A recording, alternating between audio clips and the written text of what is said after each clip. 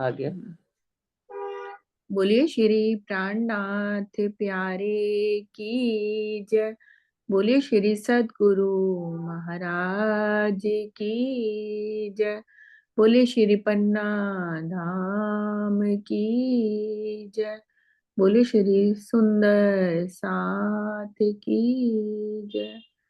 सब सुंदर साथ के दिल में विराजमान नूरी युगल स्वरूप के चरणों में कोटान कोट प्रेम प्रणाम जी। प्रणाम जी सुंदर साथ जी। हमने युगलदास जी की पत्री में पहला हरफ और दो हरफ दूसरा हरफ ये हमने पढ़े, और इसका सार बस इतना ही है। सार से समझते हैं कि पहले हरफ में क्या बात बोल रहे हैं महाराज जी हमको, कि ये जो संसार है ये झूठा है और तुम इश्क रबत करके इस संसार में आई थी, और यहाँ पे तुमने अपने ही कुटुंब कबीले बना लिए जो झूठे हैं, पर उनसे नेह नहीं करना, उनसे प्रेम नहीं करना। जिम्मेदारियां हमने जरूर निभानी है सुंदर साथ जी, लेकिन वो कह रहे हैं ये सारे कुटुंब कबीले जो सब झूठ है। एक ने एक प्यार किससे करना है? अपने प्रीतम से। और ये दावा लेना है कि बस मैं तुम्हारी अंगना नारूं प्रीतम, मुझे आपने इस माया में अपना समझकर मेरा हाथ पकड़ा, निस्बत जान के धनी आप आए इस माया में और मेरा हाथ थामा, और मुझे किस तरह से इस माया रूपी अंधकार से निकालकर अपना ज्ञान का प्रकाश दिया, अपना प्रेम दिया और परम धाम की राह दिखाई। और साक्षात सतगुरु के रूप में आप ही पधारे यहाँ पर, और हमने उनसे नेह लगानी है। और दूसरे हरफ में ये बात बोली गई है, दो दृष्टांत देके उन्होंने बोला है कि किस तरह से हमने जो हमको लेने आए, हमको लिवामन आए हैं, जो वो कौन है? वो मेरे सतगुरु हैं। सतगुरु के रूप में कौन है? स्वयं धनी ही तो है। तो उनसे हमने किस तरह से उनको रिझाना है, अपना तन मन जीव सब उन पर कुर्बान कर देना है, क्योंकि वो ही साक्षात जो माशूक है और वो ही साक्षात आशिक भी है। और फिर उन्होंने दो उदाहरण भी दिए, एक पति पत्नी का, माशूक का और आशिक माशूक का, कि किस तरह से वो मिलते हैं और फिर मिलन उनका होता है, और किस तरह से उनके घर वालों को पता लग जाता है तो वो उस पे चौकसी लगा देते हैं, निगहबानी करते हैं, किसी तरह से ये मिल ना पाए। और वो दोनों आशिक माशूक तड़प रहे हैं मिलने के लिए, और कहते हैं किस तरह से कोई जुगत लगा दे कि हम दोनों का मिलन हो जाए। तो वो कहते हैं ये, और एक उन्होंने पति पत्नी जो बड़ी उम्र के हो गए, उनका एक बेटा हुआ, तो बेटे की हर बात उनको अच्छी लग रही है, चाहे वो बेटा गलत भी कर रहा है, झूठ बोल रहा है, उनको दुख दे रहा है, लेकिन उसकी हर बात को वो सर आंखों पे रख रहे हैं, अपने नैनों में बसा के रखते हैं, क्योंकि वो उनके उनके सुख का मूल है। तो ये दो उदाहरण बताए हैं जो कि झूठे जीवों के उदाहरण हैं। वो कहते हैं ये जबकि यहाँ के जीव हैं, और इनकी आशिकी देखिए, इनकी लगन देखिए, इनका प्रेम देखिए, सच्चे आशिक से भी ज्यादा है। तो हमें क्या करना है? हम तो ब्रह्म सृष्टि है ना परम धाम की, तो हमें क्या करना है? हमें इन जीवों से कुछ ना कुछ लेसन लेना है, सीख लेनी है कि ये सच्ची आशिकी यहाँ पर निभा रहे हैं, और हम तो परम धाम की ब्रह्म सृष्टियां हैं, जो कि धनी को यहाँ आकर भूल गई हैं, लेकिन धनी वाणी के द्वारा हमको फिर जगा रहे हैं, और हमारा हाथ पकड़ा उन्होंने और धाम का दरवाजा खोल दिया। तो अब हमने क्या करना है? उस प्रीतम से ही, जो सदगुरु के स्वरूप में यहाँ पर आए हैं, उनसे ही नेह लगानी है, उनसे ही, उनपे ही तन मन जीव अपना कुर्बान करना है। तो ये दो हरफ हमने सुने। आज हम तीसरे हरफ की ओर चलते हैं सुंदर साथ जी। तीसरा हरफ, और तीसरे हट, दीदी थोड़ा और बड़ा कीजिए, बहुत छोटा है। अब ठीक है। हाँ जी। और तीसरे हट टेक किया चाहिए, यानी तीसरा हरफ ये है कि हमें अपने माशूक को हठ जिद से पकड़े रहना चाहिए, पाना चाहिए। जैसे जो भला है तो अपना माशूक, बुरा है तो भी अपना माशूक, और ना बड़े से काम और ना छोटे से।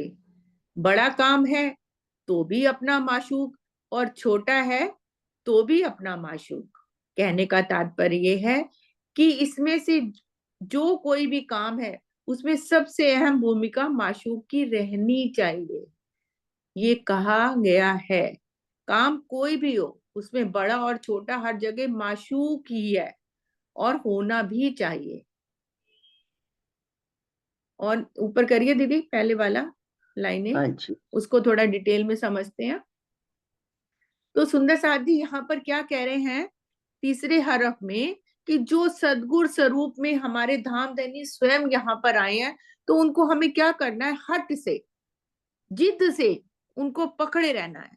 पकड़ने का तात्पर्य यहाँ पर सुंदर साथ जी ये नहीं है कि उनको बाजू से पकड़ लेना है, उनको कहीं जाने ही नहीं देना है, ये बात नहीं है।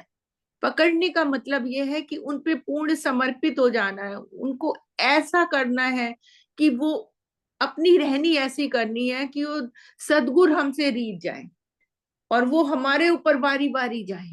उसको कह रहे हैं यहाँ पे, हट से, जिद से उनको पकड़ना है कि हम कुछ ऐसा कर जाएं अपने सदगुरु के प्रति कि वो हम पर बारी बारी जाए, कि ये तो मेरी अंगना है, ये तो इतना प्रेम करती है मुझसे, इतना समर्पण करती है, इतना त्याग कर रही है मेरे लिए, वाणी पढ़ रही है, मंथन कर रही है, चितवन में भी बैठती है, हर पल मुझे ध्यान रखती है, चाहे वो काम। और आगे कह रहे हैं जो भला है तो अपना माशूक है, बुरा है तो भी अपना माशूक है। अब जो चाहे वो माशूक जो सदगुरु स्वरूप में आए हैं धनी हमारे पास, वो माशूक है, वो चाहे अच्छा है या बुरा है वो मेरा ही है। अब जैसे यहाँ के भी पति पत्नी का भी उदाहरण ले लें हम सुंदर साथ जी। अब पति पत्नी में आपस प्यार है, बहुत प्यार है। अब हर इंसान तो परफेक्ट नहीं होता ना, उसमें कुछ गुण होते हैं, कुछ अवगुण भी होते हैं।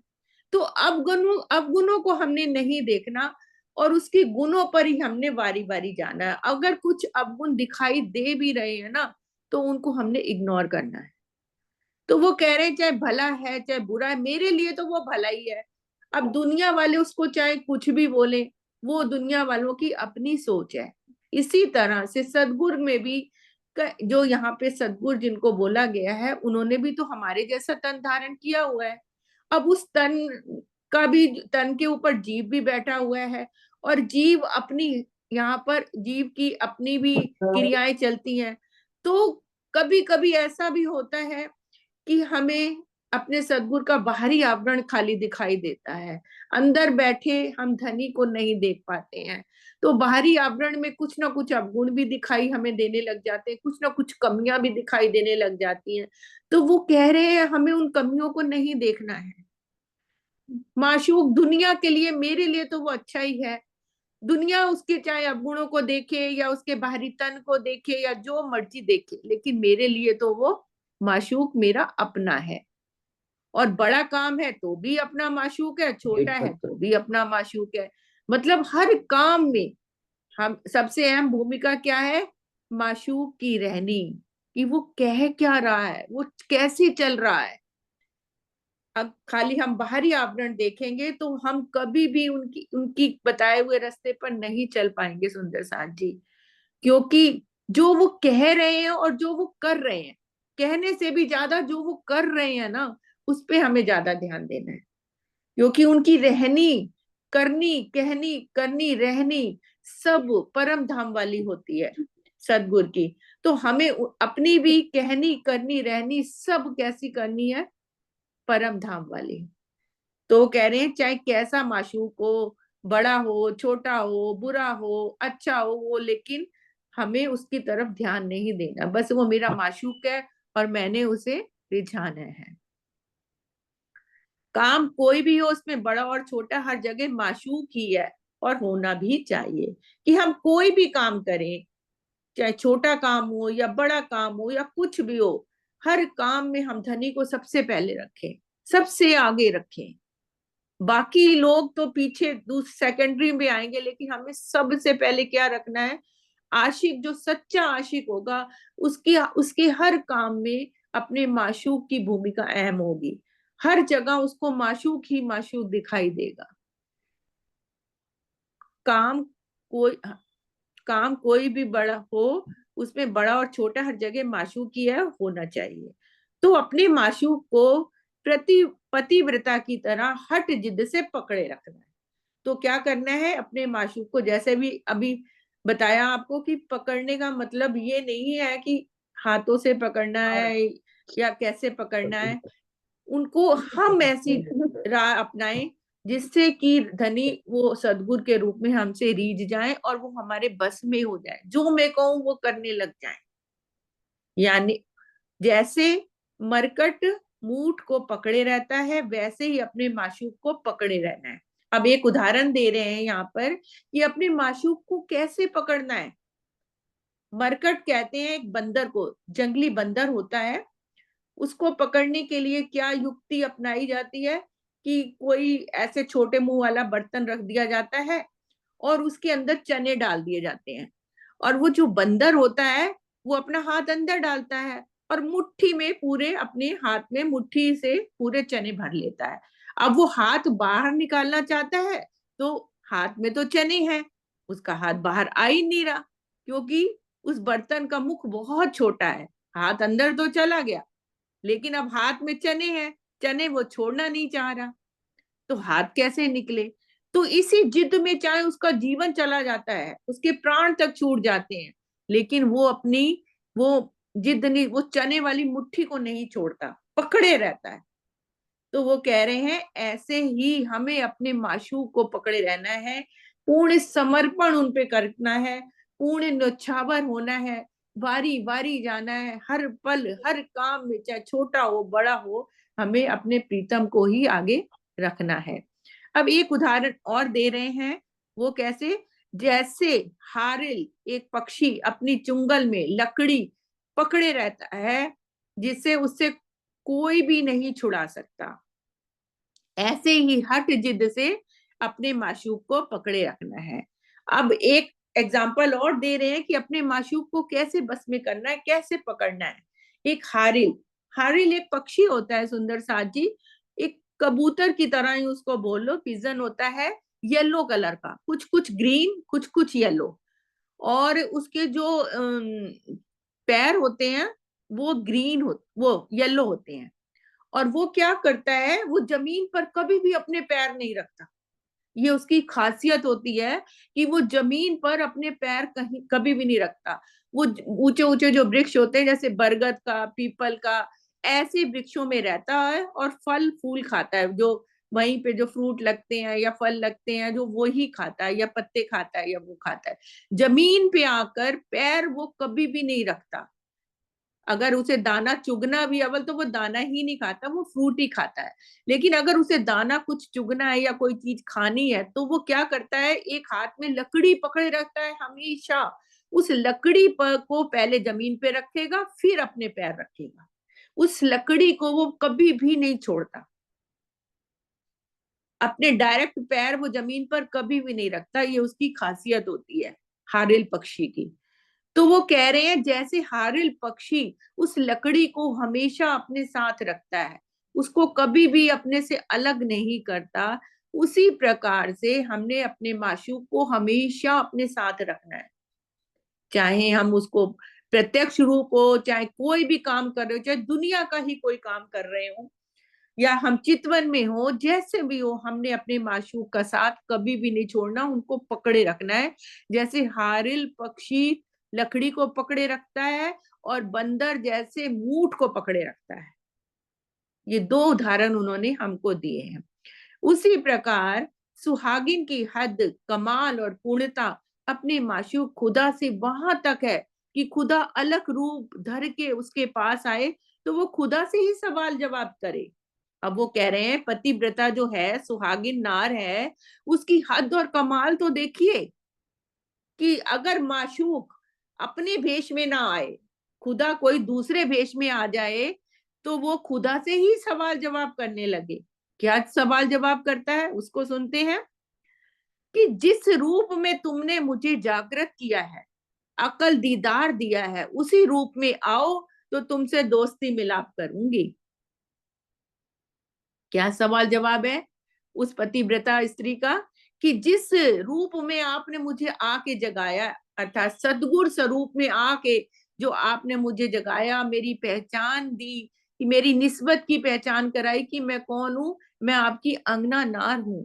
तो आप मुझे सद्गुरु के रूप में ही आके मिलिए, तब मैं आप पर वारी वारी जाऊंगी। जिस रूप में तुमने मुझे जागृत किया है और अकल दीदार दिया है, उसी रूप में आओ तो तुमसे दोस्ती मिलाप करूंगी, अदरवाइज मैं तुमसे नहीं मिलूंगी।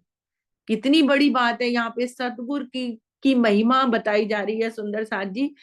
अब इसमें एक बात आती है कि सतगुरु बड़े हो गए या फिर धनी बड़े हो गए। अब धनी ही सतगुरु है और सतगुरु ही धनी है, उनमें कोई फर्क नहीं है। सतगुरु बन पिया आप पधारे, तारे तम के किए उजियारे। कौन आए हैं? मेरे पिया स्वयं सतगुरु बन के आए हैं। लेकिन वो कह रहे हैं पतिव्रता जो उनकी अंगना नार है कि आप सद्गुरु रूप में मेरे सामने आइए, कोई और रूप लेके आएंगे तो मैं आपसे बात भी नहीं करूंगी, मैं आपसे कोई दोस्ती मिलाप भी नहीं करूंगी। इस प्रकार से उस सूरत के सिवाय इस जिमी में जो खुदा ही आवे तो वो खुदा से किनारा पकड़ती है, यानी खुदा से ही दूर हो जाती है। सदगुर पर वारी वारी जा रही है, नौछावर हो रही है, लेकिन खुदा अगर सदगुर का रूप ना धर के किसी और रूप में आते हैं तो वो उनसे भी किनारा कर रही है। अब देखिए सुंदर सा जी दोहा भी है कि गुरु गोविंद दो खड़े, काकू लागे पाए, बलिहारी गुरु आपने गोविंद दियो बताए। कहते हैं गुरु और गोविंद दोनों खड़े हों तो किसके पैर में पहले लगूंगा? वो कहते हैं कि पहले तो मैं गुरु के लगूंगा, क्योंकि गुरु नहीं तो मुझे सदगुरु से मिलाया, उस गोविंद से मिलाया। तो यहाँ पे यही बात आ रही है कि गुरु की सदगुरु की महिमा बताई जा रही है कि सदगुरु कौन है? साक्षात धनी का ही स्वरूप है। उनमें और पार ब्रह्म में मेरे कोई भी फर्क नहीं है, एक ही स्वरूप है। इस प्रकार से सूरत के सिवाय इस जिमी में जो खुदा ही आवे तो वो खुदा से भी किनारा पकड़ती है, यानी खुदा से ही दूर हो जाती है।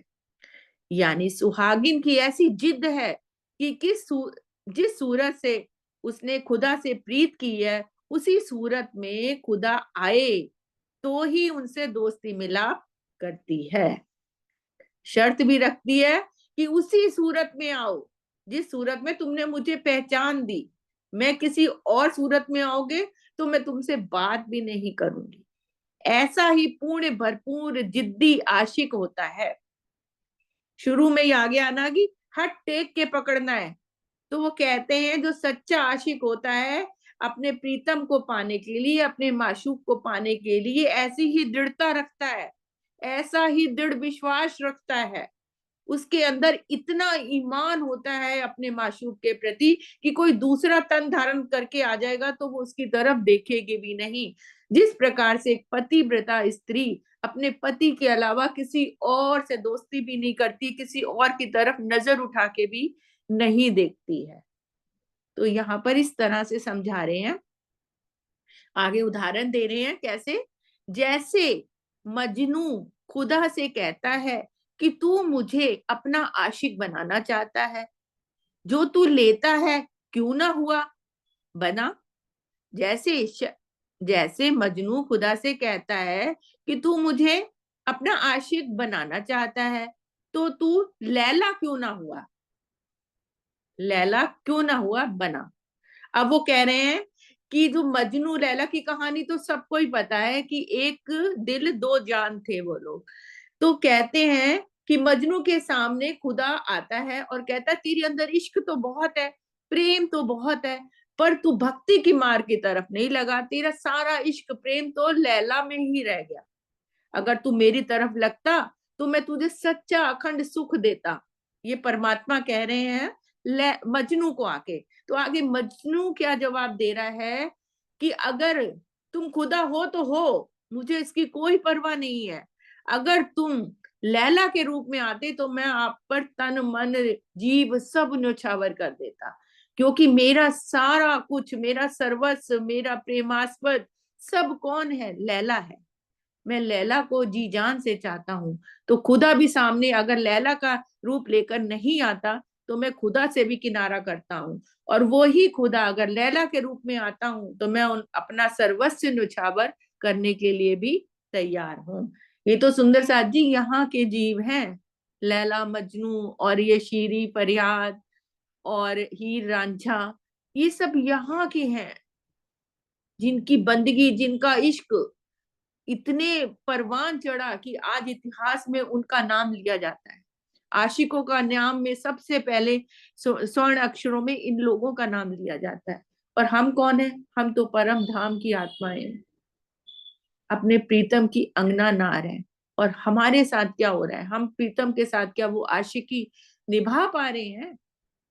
ये स्वयं आत्म मंथन का विषय है सुंदर साथ जी। आगे कह रहे हैं, जैसे शशि अपनी माँ से कहती थी कि अरे ओ मेरी दीवानी माँ, तू मुझे पुन्नू के बदले शाह और शहनशाह के साथ घर बसाने को कह रही हो। मैंने तो अपने पुन्नू माशूक पर तो रब को भी निछावर कर दिया किया है। सिवाय पुन्नू के मुझको रब से भी कोई काम नहीं है। अब यहाँ पे शशि पुन्नू का उदाहरण दे रहे हैं। पहले हीर रांझा का, लैला मजनू का दिया, अब शशि पुन्नू का दे रहे हैं। क्या शशि की माँ हमेशा थी, जिद करती थी, वो बहुत सुंदर थी शशि, तो वो कहती थी क्या तू पुन्नू के पीछे पड़ी हुई है, मैं तुझे ना इतने तेरा विवाह एक बहुत शहनशाह ऊंचे खानदान में बहुत सुंदर राजकुमार से कराऊंगी। तो आगे शशि अपनी माँ को क्या कहती है? अपनी माँ से कहती है, अरे ओ मेरी दीवानी माँ, तू मुझे पुन्नू के बदले शाह और शहनशाह के साथ घर बसाने को कह रही है।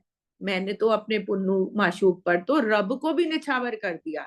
अगर रब भी आ जाए ना और कहे कि मैं रब रब में तो कोई कमी नहीं हो, तो सुंदरता की मूरत है। अगर रब भी आ जाए कि मैं तेरे साथ विवाह करना करना चाहता हूँ, तो मैं उसको भी नहीं करूंगी, उसके साथ भी नहीं करूंगी, क्योंकि मेरा माशूक कौन है? पुन्नू है। मैंने उस पर अपना सर्वस्व न्यौछावर कर दिया है।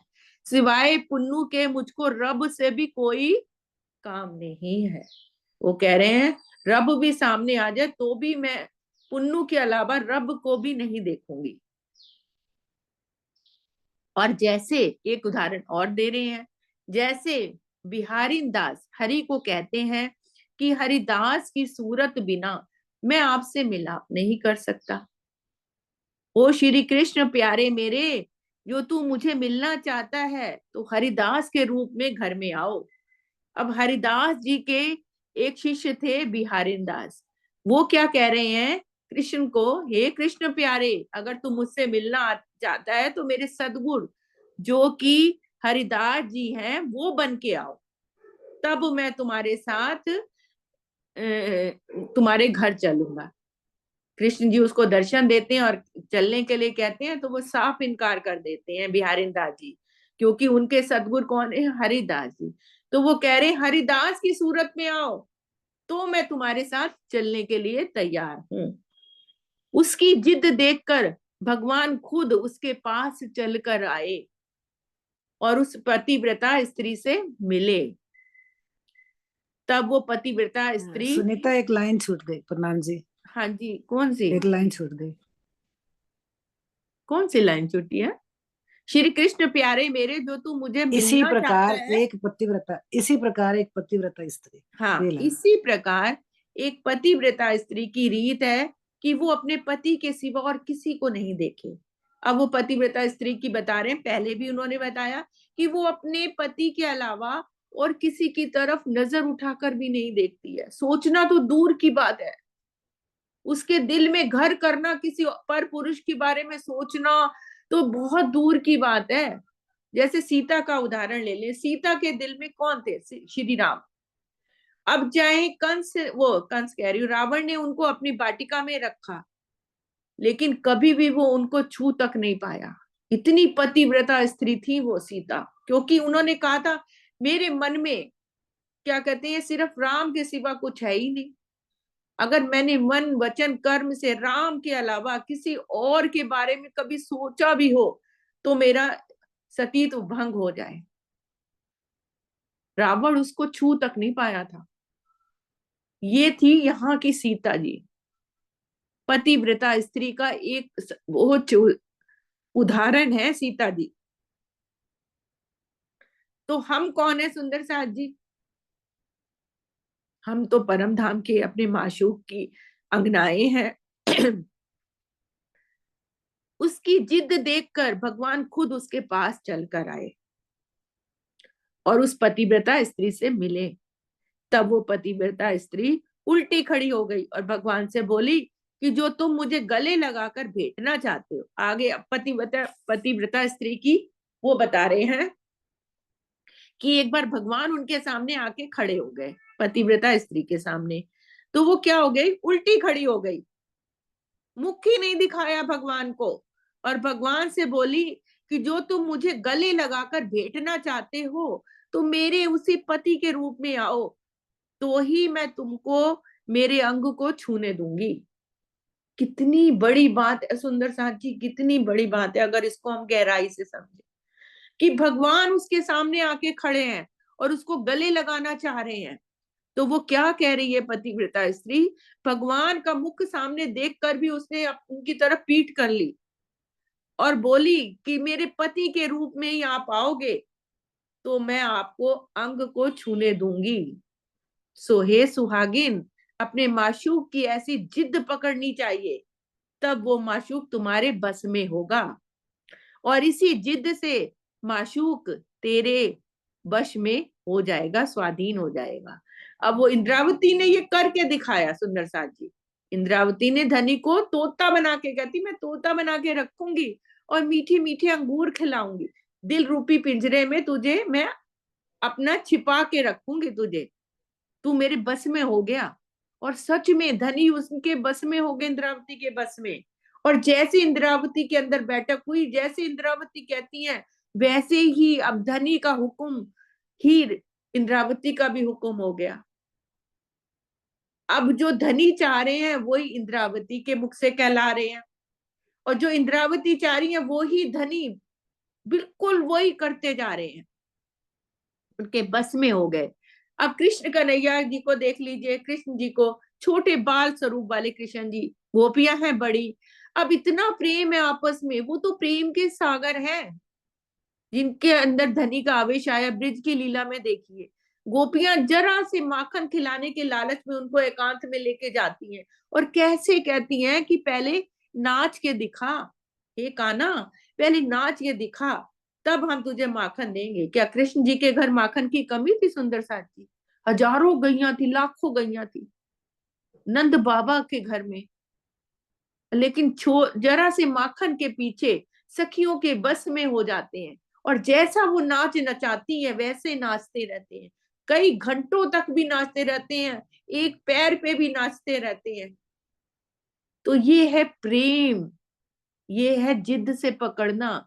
उन सखियों ने कृष्ण को किस प्रकार से अपने वश में कर लिया, किस प्रकार से जिद से, अपने अटूट विश्वास से, समर्पण से, अपने प्रेम से उनको अपने बस में कर लिया। जिस तरह से इंद्रावती ने अपने प्रीतम को अपने बस में कर लिया, उसी प्रकार से हम भी सुंदर साथ अगर ऐसा ही करने का प्रयास करें, अपना सर्वस्व न्यौछावर कर दे धनी पे, तन मन धन जीव सब वारी कर दें, वारी वारी जाए, न्यौछावर हो जाएं, तो धनी क्यों नहीं हमारे पास आएंगे? आना तो दूर, धनी तो हमारे बस में हो जाएंगे।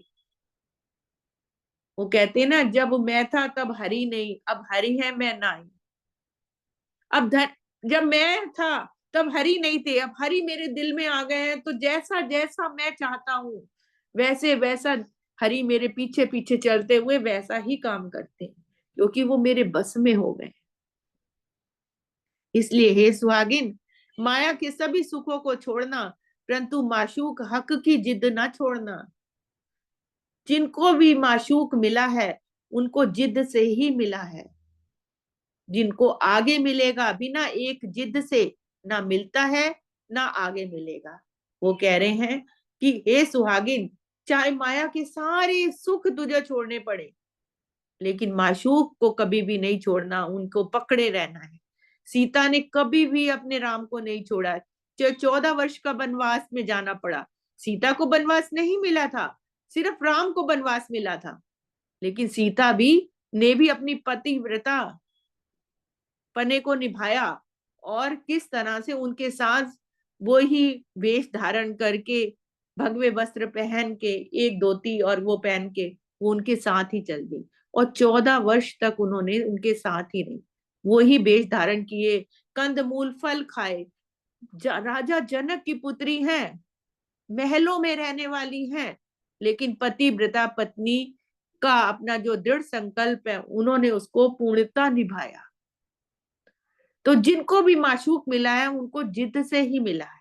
वो कह रहे हैं महाराज जी कि जिन्होंने जिद कर दी, पूरा पूरा समर्पण कर दिया, अपना सर्वस्व न्यौछावर कर दिया, उनको ही प्रीतम मिलते हैं, क्योंकि प्रीतम उनके बस में हो जाते हैं, प्रीतम उन पे वारी वारी जाते हैं, और आगे भी जिनको मिलेगा उनको भी इसी तरह से मिलेगा। तो ये हमारा हुआ तीसरा हरफ। चौथा हरफ करें दीदी?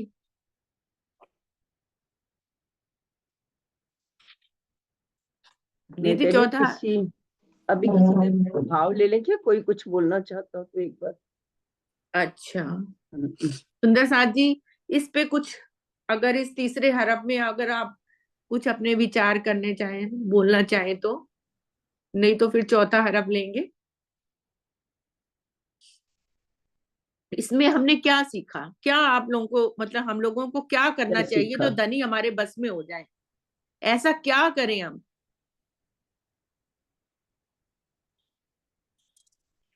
बोलिए सुंदर साथ जी। जिग्ना बोल रही है, जिग्ना से कहेंगे।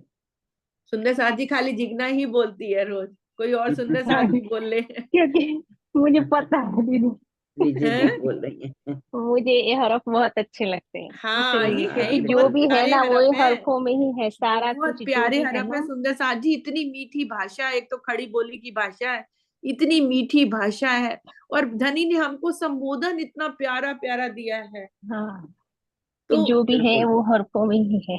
हाँ, चलो पहले अगर विजय हम, दीदी आप आ जाओ, विजय दीदी को खोलो, विजय दीदी हाँ बोलेंगी। जी,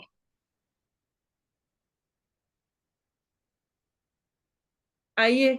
जी, बस ज्यादा तो मुझे समझ जो आया है भाई, एक पतिव्रता स्त्री जैसे अगर वो जिद कर लेने के अपने पति के साथ, कैसे ही माशूक को अपनी एक जिद पर से कि भी ये मेरे धनी हैं, उनको अगर, मैं शायद शब्दों में ना समझा पाऊं, मुझे इतना वो नहीं आया बोलने का, मतलब एक जिद करके उन्होंने बताया कि एक जिद पकड़ लेनी चाहिए अपने माशूक से मिलने के लिए, तभी वो माया के सारे सुखों को छोड़कर एक अपनी धनी की हो जाए, तो वो हो जाएगा।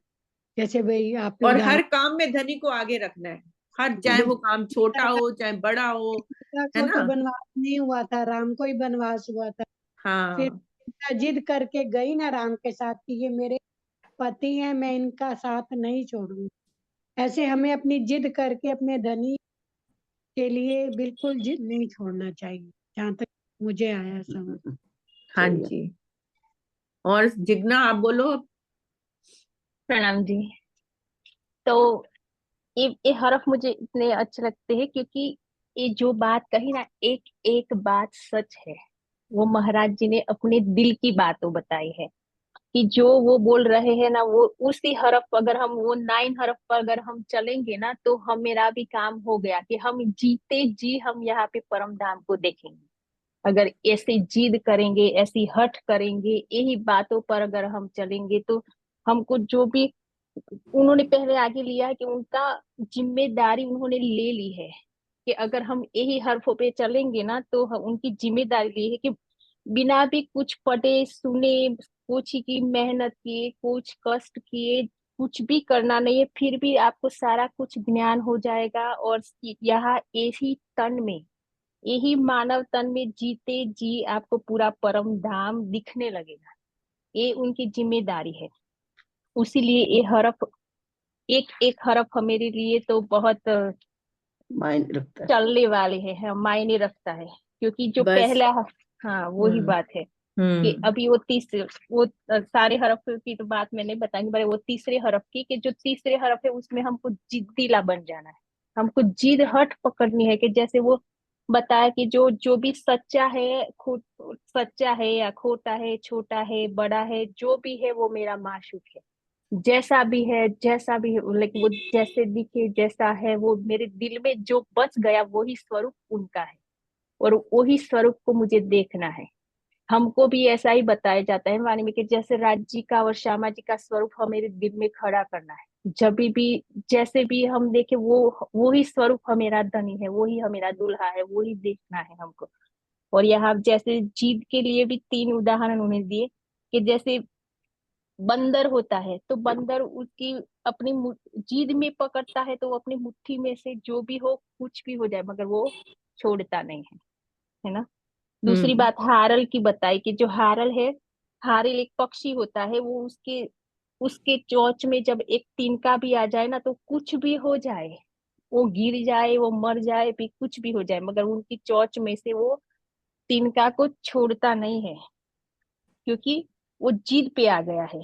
ऐसे ही एक सुहागिन है, तो वो अपने लाइक उसको खुदा लाइक सुहागिन ऐसी है कि वो ऐसी जिद पर आ गई कि उसकी सूरत में खुदापन उसके पास आ जाए, उनका दोस्त बनकर उनको मिलने को आ जाए, तो भी वो उनके पति के सिवाय किसी को अपना मुख नहीं दिखाएगी। अगर वो खुदा भी अगर उसकी पास दोस्त तो खुदा को ऐसा हुआ कि ये इतनी जिद्दी है, तो मैं खुद उसके पास जाऊं और मैं देखूं कि कितनी जिद है इसकी। तो खुदा खुद उसके पास आए और फिर वो उसके सामने आए कि उनके अंग को छू, लाइक उनको गले से लगाओ। तो वो बोली कि नहीं, अगर आप वो उस लड़की वहां से पीछे पीछे तक फिर गई कि मैं मेरे पति की सूरत सिवाय किसी की सूरत किसी को मैं मेरी सूरत नहीं दिखाऊंगी। अगर आप खुदा हो तो मेरे पति के रूप में आओ। ऐसी उनके जिद कर दी कि अगर आप मेरे पति के रूप में आएंगे ना, तभी मैं मेरा आपका मुख दिखाऊंगी, वरना तो मैं आपका मुख नहीं दिखाऊंगी। तो ऐसी हमको जिद करनी है। और उसमें जो वाणी में भी हमें ये सारे उदाहरण आते हैं कि जो शशि पुन्नू, जैसे कि हमको सुनीता दीदी ने बहुत अच्छे से बताया कि शशि पुन्नू का, लैला मजनू का, हीर रांझा, ये सब। तो यहाँ पे वो एक बात है कि लैला मजनू कि खुदा खुदा से कहता है, मजनू खुदा से कहता है कि अगर आपको मुझे आशिकी ही करनी है तो आप मेरी लैला बनकर क्यों नहीं आते। अगर मुझे प्रेम ही करना है तो आप ही मेरे लैला बन के आ जाओ, तो हम दोनों प्रेम करेंगे।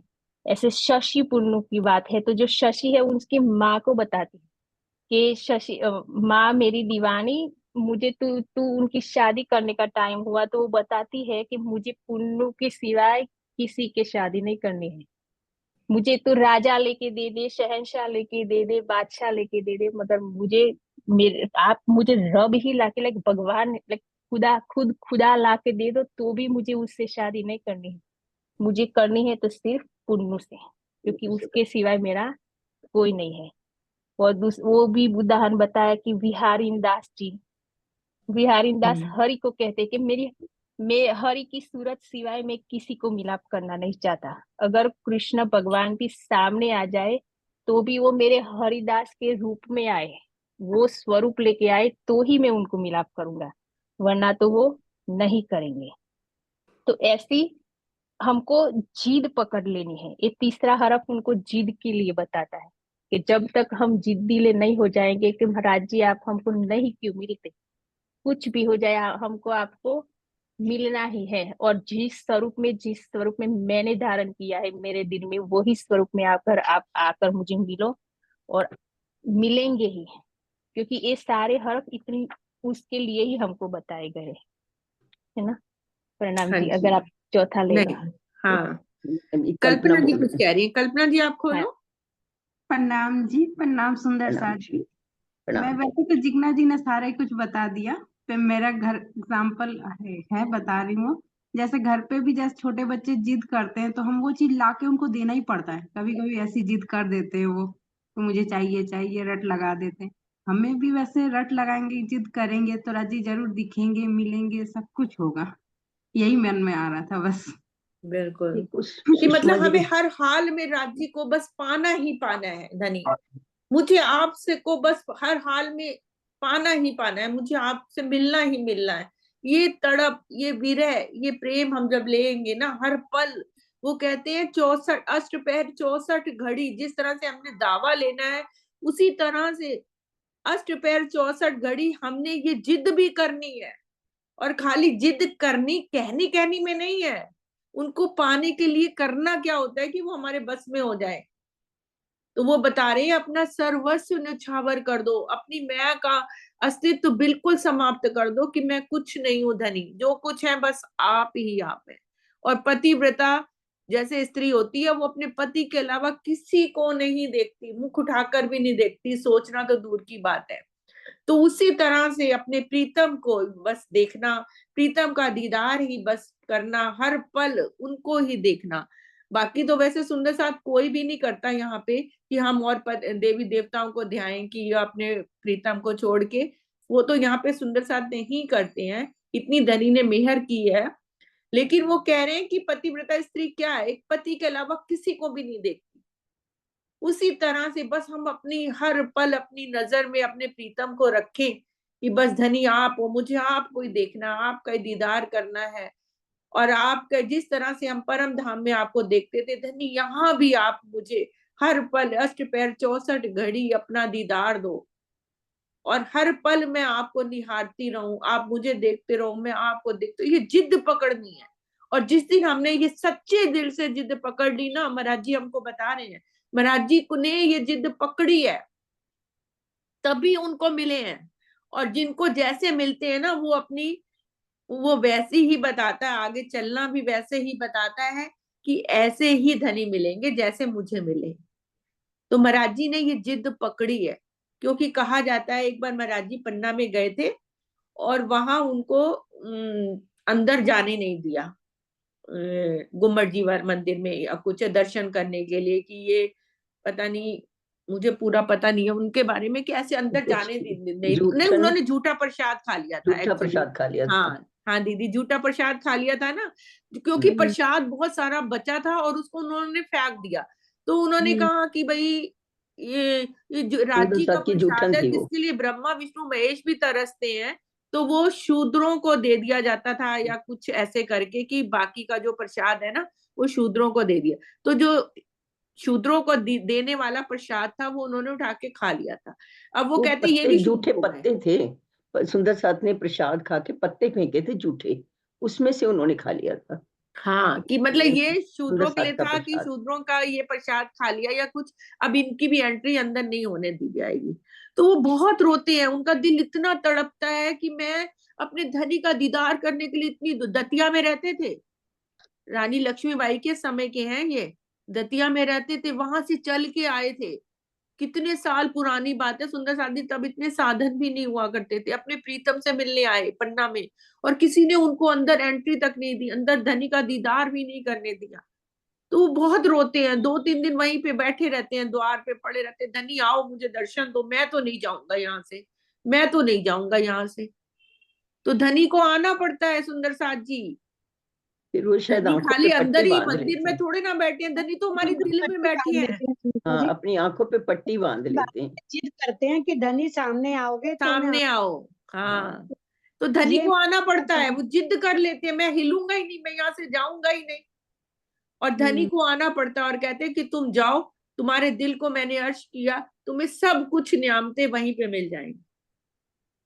तो यहाँ के ट्रस्टियों ने, वहां के पुजारियों ने, जो जिसने भी उस समय जो भी होगा, उसने उनको अंदर नहीं भी जाने दिया। तो क्या हुआ, अपने जिद से, अपने बल से, अपने टेक से, अपने हट से उन्होंने धनी को पा लिया।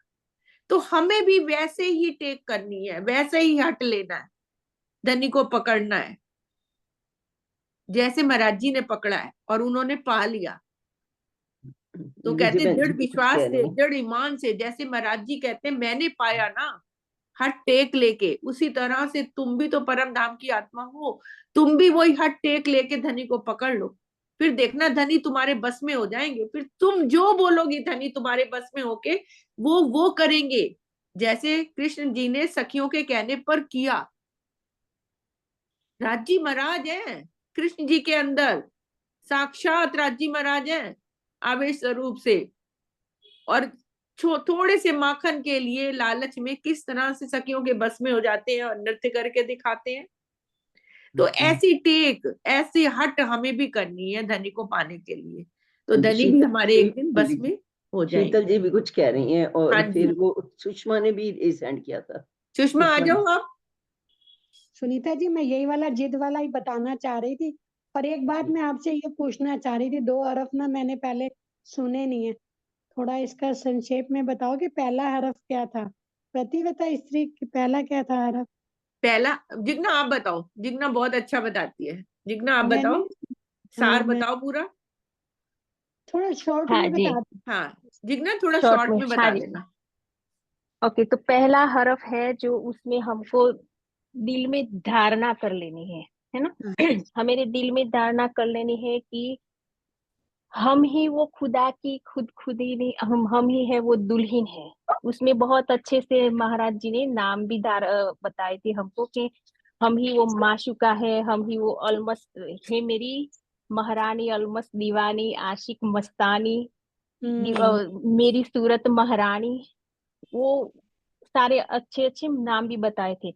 और उसमें हमको धारणा कर लेनी है कि जैसे उन्होंने उदाहरण दिए थे कि जैसे वो एक लड़का है, 2 लड़के हैं, दोनों कलाकारी करते हैं, कलाकारी में दोनों ने राधा कृष्ण का स्वरूप लिया है ना। तो दोनों ने राधा कृष्ण का स्वरूप लिया, फिर वो कलाकारी पूरी होने के बाद वो दोनों एक, जैसे कृष्ण जैसे अंतर्ध्यान होते हैं तो कृष्ण अंतर्ध्यान हो गए, तो कृष्ण चले गए है ना। तो उन्होंने वो कृष्ण जैसे चले गए रास में, तो फिर उनका जो तन, जिसने कलाकारी करने के लिए जिसने तन लिया था ना, उसका तन वहां पे ही गिर पड़ा। और उसके बाद वो जो राधा बनी थी, तो वो लड़की के दिल में भी ऐसा ही आ गया कि मैं खुद ही राधा हूँ। उसके दिल में वही था कि मैं राधा हूँ, उसने ऐसा हट उसके दिल में ही धारण कर लिया था। तो वो कृष्णा के जाने के बाद उसका तन भी वहां पे ही गिर पड़ा, क्योंकि उसने उसने उसने दिल में ले लिया था कि मैं ही उनकी कृष्णा की राधा हूँ। तो जो अल्लाह जैसा, हाँ, हाँ जी, दुल्हन हाँ, दुल्हन का दावा हमको दिल से हम मेरे दिल में ले लेना है। जैसे दूसरा उन्होंने बताया था कि जैसे वहां पे नरसी लीला चल रही थी है ना, तो नरसी लीला में जिसने पुत्र का, एक एक लड़के ने पुत्र का वेश लिया था, एक लड़के ने पिता का वेश लिया था, उनका वेश लिया था। और फिर वो नरसी लीला में उन दोनों ने दोनों स्वरूप धारण किए थे। फिर वो जिसने कलाकारी करने में जिसने उसका पुत्र का वेश लिया था ना, उसने अपने पिता का पेट ही फाड़ डाला, उसको लाइक मार ही डाला। उसका पेट ही चीर डाला, क्योंकि उसने उसने दिल में अपने दिल से धारण कर लिया था कि मैं ही पिता हूँ और वो उसका पुत्र है। तो वो सच हिरण में उनके दिल में उसका जोश आवेश वो सब कुछ उसके दिल में आ ही जाता है। जो जैसा दावा करता है ना, दिल में जैसी धारणा करता है निष्ठा, उसका सब कुछ उसके दिल में आ जाता है।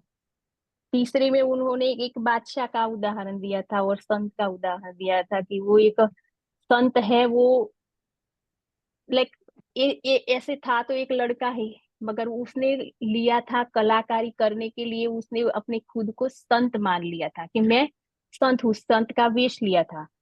तो फिर वो कलाकारी पूरी होने के बाद वो खुद संत बन गया। उसको बादशाह ने, फिर बादशाह को लगा कि उसने अच्छी कलाकारी की है, तो बादशाह ने उसको बुलाकर उसे हीरो, लाइक लाखों रुपयों की मुंदरी देने को, उनको गिफ्ट देने को लिए वहां पे बुलाया। तो वो बोला कि मुझे वो गिफ्ट को भी वो उसने ठुकरा दिया और चला गया, क्योंकि वो बोलता है कि अब तो मैं खुद संत हूँ, जंगल में चला गया, अब मुझे वो हीरे हीरे मोतियों से कोई काम नहीं है। ऐसे ही जैसी हम दिल में धारणा कर लेंगे ऐसा हो जाएगा। ऐसे उनको ने उदाहरण दिए थे। और जो दूसरा हरफ है, वो दूसरा हरफ में भी हमको जो अच्छा है बुरा है जो मिलना है, वो तक कब कितनी भी तकलीफ हो जाए, कितना भी कुछ भी हो जाए, फिर भी हमको दृढ़ निश्चय करना है, उस पर विश्वास रखना है कि जो भी उन्होंने बोला है वो ऐसे ही हमको चलना है। उसमें भी उन्होंने 2 उदाहरण दे दिए थे कि एक छोटा सा लाइक राजकुमार, एक बूढ़े बूढ़े लाइक राजकुमार और नहीं, एक राजकुमार और एक राजकुमारी है। दोनों में इतना प्रेम है कि पपीहा की तरह, लाइक जैसे कैसे बोले, पपीहा की लाइक मोर मोरनी को जैसे, लाइक बहुत बहुत प्रेम था। तो दोनों दिन रात मिलने के लिए तड़पते थे। उनके दिल में इतना था कि हम कैसे मिले। दोनों एक बार तो मिल चुके थे मगर दूसरी बार नहीं मिल सकते थे, क्योंकि उनकी उनका जो था वो सब उनके घर वालों को पता चल गया है ना। तो फिर वो घर वाले बोलते हैं कि वो दोनों नहीं मिल सकते।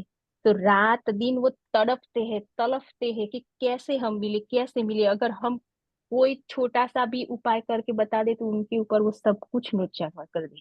तो हमको इतनी तड़प लगनी चाहिए राज्य के प्रति कि हम कैसे मिले, राज्य को कैसे मिले, क्या करे क्या करे, कैसे मिले। तो लाइक इसके तरफ ही हमारा तन मन ध्यान इसकी तरफ ही होना चाहिए। जो पहले हरफ में उन्हें बताया कि हमके दिल से उनको ही धारण करना है कि मैं एक नव यौवन हूँ। पहले तो वो धारण करना है कि मैं नव यौवन हूँ, नव अनुराज्य की दुल्हन हूँ। हर पल हर घड़ी 24 घंटे मेरे तन मन रोम रोम में वो ही होना चाहिए कि मैं ही वो राज्य की दुल्हन हूँ।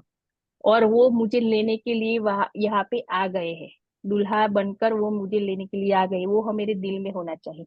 और दूसरे में भी वही बताया कि हमको कुछ भी हो जाए मगर हम मेरे दिल में उनको लाइक मिलने के लिए बहुत तड़प होनी चाहिए, तड़प होनी चाहिए। 24 घंटे हम एक दूसरे के लिए वो दोनों सोचते रहते थे। और फिर अंदर इतनी तड़प और तरस थी। और फिर वो मिल, अगर झूठ झूठ में भी इतना है कि अगर वो मिल नहीं सकते तो हम सच में, तो हमारे आशिक का कितना प्रेम होना चाहिए कि इतनी तड़प होनी चाहिए। वो दूसरा हरफ बताता है कि हमारे अंदर तड़प तड़प तरस होनी चाहिए।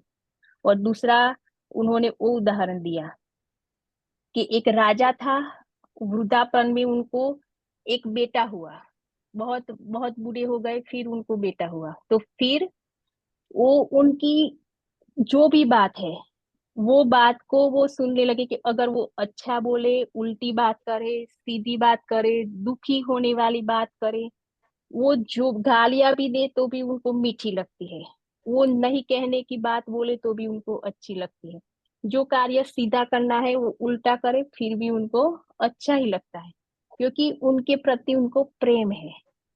क्योंकि उसका लड़का बहुत बहुत सालों के बाद हुआ है तो उनको बहुत उनके लिए प्रेम है कि वो जो भी करे, जैसा भी करे तो भी अच्छा ही है। ऐसे हमको भी करना है कि जो भी हमारे राज्य ने हमको वाणी में जो भी शब्द बोले वो सच ही है, उसमें दृढ़ ईमान लाना है, उसमें हमको दिल से ईमान लाना है कि उसमें कुछ गलत हो ही नहीं सकता, क्योंकि वो मेरे प्रीतम ने कहे। तो वो दृढ़ ईमान लाना वो दूसरा हरफ है। और तीसरे में हमको उन्होंने बता दिया कि हमको जिद दिला। जिद। हाँ, जिद पहला बोलना है। बुलंद का दावा, दृढ़ हाँ, निश्चय और जिद, तीन होते जिद, हाँ 3 करना है। हैं।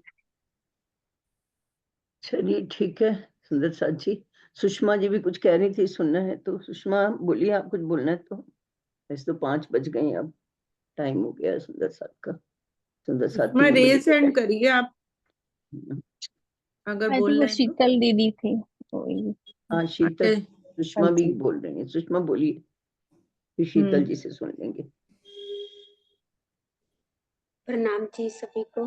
प्रणाम जी सुंदर साथ जी। मैं तो थोड़ा सा बोलने का प्रयास करने लग रही थी पर जिगना दीदी ने ना बहुत अच्छे से क्लियर कर दिया। मैं तो पहली बार ही सुन रही हूँ वैसे, पर वे पहली बार ही सुनी, पर बहुत अच्छे से सारा क्लियर हो रहा है कि कितनी हट रखनी चाहिए हमें राज्य को पाने के लिए। चाहे वैसे देखा जाए तो संसार वाले भी हमें बहुत कुछ कहेंगे, पर हमारे अंदर वो जिद होनी चाहिए कि मुझे राज्य को पाना ही है किसी भी हाल में। क्योंकि हमारे राज्य की तरफ की राह ऐसी है ना, इसमें और सबको तो छोड़ देते हैं, देवी देवताओं को सबको, सिर्फ एक राज्य को ही पतिव्रता की तरह मानना पड़ता है।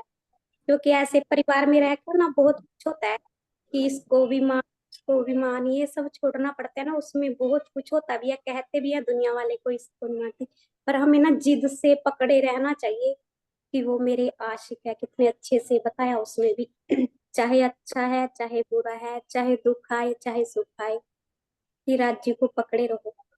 बहुत अच्छा लग रहा है सुनकर वैसे। तो हाँ सुनीता आवाज तो मीठी मीठी प्यारी प्यारी। सुरक्षा आंटी बोल रहे जा रही, सुरक्षा आंटी। अनम्यूट करिए सुरक्षा हाँ बहन जी, जी। कर दिया उनको, बोलिए आंटी।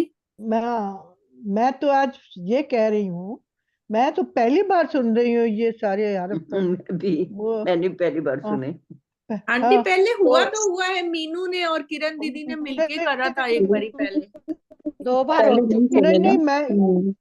नहीं मैंने तो कभी पहले नहीं सुना, मैंने नहीं पहले भी नहीं सुना, आंटी 2 इसलिए बार मैं हो कहना चुका चाह है। रही क्लास हूँ चली थी ना, कि जो उसके भी बाद होती हरफ थी। है, दर्शनी की क्लास चलती मैंने थी तो एक बात लास्ट भी नहीं सुना, मैं तो इसीलिए अच्छा, तो मैंने नहीं सुना, मुझे बहुत अच्छा लग रहा है। एक एक हरफ जो है ना, जो हमारे लिए है, हम उस पे चलें, हाँ यही जी। हमें जिद है, यही जिद करनी है कि हम वाणी पर चलें, और जो कुछ कोई कहे ना कहे, हमें अपनी हरफ वाली वाणी के अनुसार चलना है। मैं तो सुन के हैरान हो रही हूँ, आज के नए नए शब्द हरफ आप लोग बता रहे हो, मेरा तो दिमाग खराब हो गया। मैंने कहा भैया मैं तो पहली बार सुन रही हूँ, सच बताऊं, सच कह रही हूँ बस मैं तो ऐसा ही दिमाग खराब हो जाए अपना, और फिर राजी हाँ, मिल जाएंगे, देखिए। राज्य राज्य मिले, बहुत अच्छी बात है। मैं कहती हूँ ऐसे हरफ सुन के हमें अपनी जिद पकड़नी है, तो बहुत और क्या चाहिए हमें, और इससे और ज्यादा कुछ सही नहीं बात। चाहिए। राज्य महाराज हमें कुछ ना कुछ आंटी मिलता ही रहे। यहाँ के ठीक पशु है। पक्षियों के उदाहरण देके वो हमें बता रहे कि यहाँ के पशु हाँ, पक्षी कितना जिद हट करके देखो किस देखो, तरह से हाँ, अपना जीवन समाप्त कर देते हैं, लेकिन अपनी हट नहीं छोड़ते। बिल्कुल बिल्कुल, ये तो ठीक तो है, ये वो तो ये तो यहाँ के पशु पक्षी हैं, और हम कौन है? परम धाम की आत्माएं, ब्रह्म सृष्टियां आत्मा हैं। है। तो हमें तो बहुत बहुत कुछ जिद करनी है कि हमें तो परम धाम की आत्माओं को, तो है राज्य महाराज, हमें ऐसी जिद पकड़ाओ कि हम इस माया को छोड़ दें। जिद ऐसी कनेक्ट पकड़ो टकरा। और आपके चरणों में लगे, ये जिद पकड़ लिया मैंने। चलिए शीतल जी सुंदर बोलिए साथ आप। जी, फिर जयकारा बोलते हैं, कल शीतल जी मिलेंगे। बोल रही थी ना। अरे कोई बात नहीं, कोई बात नहीं। दीदी कल, वो शीतल दीदी आप कल बोल लेना टाइम। कल मैं हाँ, यहाँ पे नहीं होंगी, कल मैंने जयपुर जाना है। अच्छा आ चलो, तो जाओ। फिर आप ओ, बोलो। नहीं नहीं, कोई तो बात नहीं, कोई शीतल जी, बात नहीं। हाँ जी, जयपुर हाँ में जी। वैसे हम भी रहते हैं शीतल जी। अच्छा जी, क्या बात है, आज रात को चलूंगी, कल रात को वहां से चलना है, बस ऐसे ही है मेरा। दीदी बोलो कहाँ आप, शीतल जी बोलो आप। बोलो हाँ बोलो। जी, कहाँ बस कहाँ कोई जयपुर ऐसी आ रहे हो बात क्या? नहीं है। सुंदर साथ जी, ये बातें बाद में, सुंदर साथ जी अच्छा जी, जो विषय चल रहा है उस पे बोले हम। हमने पढ़ा माशूक की जिद, तीसरा हरफ जो हमने पढ़ा है माशूक की जिद। माशूक की जिद क्या है? आशिकी। जब तक हम आशिक नहीं बन पाएंगे, माशूक के लिए जिद कैसे करेंगे? हमें सबसे पहले तो आशिक बनना है। एक आशिक को माशूक को पाने की जिद है। जैसे रज्जी को पाने के लिए हमें पहले आशिक बनना पड़ेगा। आशिक बनेंगे तभी हम माशूक की जिद करेंगे ना।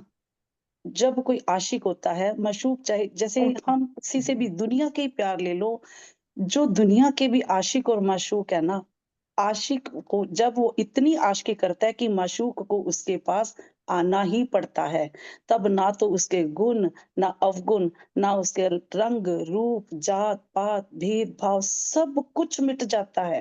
ये जो दुनिया के भी उदाहरण दिए ना, शशि और लैला मजनू, ये सबके, ये क्या थे? इनमें इतना भेदभाव था, लेकिन एक ने ऐसी आशिकी की कि दूसरे माशूक को खींचकर चले आना ही पड़ा। तो माशूक को पाने के लिए हमें पहले आशिक बनना पड़ेगा। वो आशिक कैसे बनना है, उसके लिए वाणी में भी बहुत कुछ बताया गया। श्रद्धा, समर्पण, प्रेम भाव सब कुछ हमें अपना समर्पित कर देंगे जब राज्य के लिए। हम राज्य के साथ ऐसी आशिकी करेंगे तो वो माशूक बनकर चले आएंगे। माशूक को पाने की जिद क्या है? हमारा आशिकीपन। अगर हम वो आशिकी निभाएंगे तो हम माशूक खुद चले आएंगे। यही इसका आज का भाव है कि हमें आशिक बनना है उस माशूक को पाने के लिए। माशूक हालांकि है तो राज्य आशिक, आशिकी तो वो कर रहे हैं, तो राज्य वो आशिकी कर रहे हैं, राज्य इतना कुछ कर रहे हैं कि हम खींचे चले जा रहे हैं। अब हम कैसे खींचे चले जा रहे हैं, क्यों खींचे चले जा रहे हैं? कि राज्य अपनी इतनी आशिकी निभा रहे हैं, हमें पल पल अपना सर्वस्व बता रहे हैं, एक एक भेद खोलकर बता रहे हैं, वो अपनी आशिकी निभा रहे हैं, वो हमें उंगली पकड़कर खींचे चले जा रहे हैं। अब हमने वो उंगली नहीं छोड़नी, हमने आशिकी निभानी है। अब तो आशिकी निभाएंगे तभी माशूक अपने आप ही बस में हो जाएगा। बस मेरा तो आज का यही भाव है कि हमें आशिक बनना है, तो माशूक बस में आएंगे आएंगे, हो ही जाएंगे। प्रणाम सही। जी। प्रणाम जी, प्रणाम जी। प्रणाम जी। वो ही बात उन्होंने पहले हरफ में ही बता दी कि हमको नव किशोर की दावा लेना है कि हम दावा नव लेना। मैं किशोरी सृष्टि है। हूँ, हाँ, वो सबका पहले दावा देखो मैं लेना, नव उन्होंने हम सृष्टि हूँ। सृष्टि पहले हूँ। उन्होंने देखो कैसे हाँ। भाव भी कैसे सिस्टमेटिक दिए। पहले अपने आप के हम्म। अंदर एक दुल्हन का दृढ़ निश्चय करो, दावा। दावा लो कि मैं दुल्हन हूँ। अब जब हम हम्म। कह दे कि मैं दुल्हन हूँ, मैं राज्य की अंगना नार हूँ, उसके बाद फिर उस अंगराज्य को मिलना कैसे है, वो तड़प के लिए बता दिया कि कैसे तड़पना है, कैसी तड़प होनी चाहिए। और ऐसी तड़प होगी, ऐसे हम आशिक बनेंगे, तो माशूक की जिद अपने आप माशूक हमारे बस में हो जाएंगे। वो कैसे नहीं होंगे, वो होंगे ही होंगे। माशूक को बस में करना का मतलब ही हमें आशिकी कैसे निभानी है, वो आशिकी की बात है इसके अंदर छुपी हुई, कि हमें आशिक बनकर दिखाना है, तभी माशूक बस में होंगे। प्रणाम जी। प्रणाम जी, प्रणाम जी, सुंदर साथ जी। वो जयकारा कौन सा लगाएं एक अब? वो होता है ना दीदी, एंड कर वो कर दीजिए, जी। खाली एंड नहीं जी। करिए अभी, वो बंद कर जयकारा दीजिए लगाएं, हाँ? रिकॉर्डिंग। हाँ जी, पहले